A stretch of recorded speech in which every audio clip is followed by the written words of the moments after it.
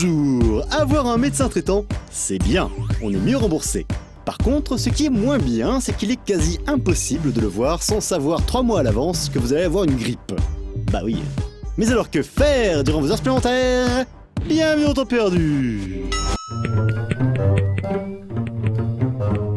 Nous sommes le 7 décembre, sauf en cas de rediff, et c'est bientôt la fin du monde. Ou pas, si c'est une rediff justement. Et comme beaucoup d'autres humains de notre belle planète, je me demande bien ce que je vais pouvoir faire le 21 décembre 2012 au soir. Ah bah oui, l'apocalypse, c'est un peu comme le premier de l'an. C'est le dernier moment où on peut faire la fête avant la nouvelle ère. Mais là, c'est un peu le super premier de l'an, hein. Alors, si on a décidé de voir des potes, il faut tous les voir d'un coup. Si on a décidé de faire des cochonneries, faut carrément racheter une charcuterie. Et si on a décidé de jouer au boulot, parce que parfois on peut avoir des idées complètement cons, eh ben faut se faire plein de jeux. Voilà. Donc Humbug 2 est la suite de Humbug 1 et Humbugger, et c'est toujours aussi drôle, décalé, n'importe quoi tesque, et c'est bien. Non mais c'est vrai que c'est étrange ce truc de la fin du monde. Le calendrier Inca arrive à terme, ok, hein, d'accord, ça on a tous compris. Mais le 31 décembre, notre bon vieux grégorien à nous, il s'arrête aussi depuis des siècles et c'est pas chaque année le grand boom. À part dans ma tête peut-être. Un peu comme dans la tête du grand bonnet de héros de Lucky Tower 2. Après avoir lamentablement raté sa mission de protection d'un ami du roi, il découvre qu'avec un peu de bol et beaucoup de massacres, il pourra devenir surpuissant.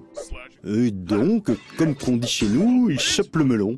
Et ouais, boum dans sa tête. Et c'est parti pour une bonne heure de franche rigolade, de morts idiotes, de chevaux encore plus moches qu'un poney arc-en-cieleux, et de fins multiples bien sympathiques. En même temps, si c'est vraiment la fin du monde, je vois pas pourquoi on continue à bosser. Plus que quelques jours et patatras, plus rien. Alors autant se faire un maximum de jeux qu'on n'a pas eu le temps de faire dans l'année. Et avec Pro Gamer, ça tombe bien parce que le concept permet de se faire 5 jeux en un. Car ici on joue à être un joueur qui joue pour gagner des sous. Bon, d'accord, vous connaissez probablement déjà les jeux en question, Breakout, Frogger, des vieux trucs. Mais bon, avec la mode du revival et des compilations classiques...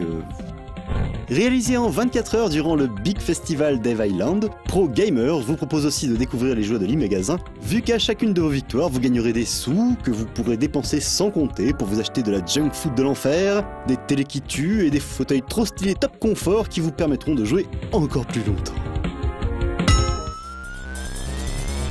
Et puis quand on y pense, on se dit que de toute façon la fin du monde elle est déjà arrivée plein de fois.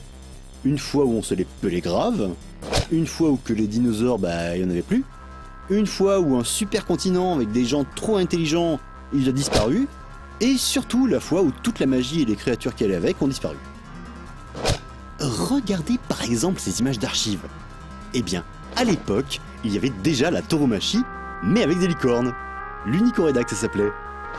Parce que oui, même si elles étaient capables de balancer la foudre, les licornes avaient donc une corne, et méritaient donc à ce titre de se faire massacrer comme n'importe quel steak sur pattes.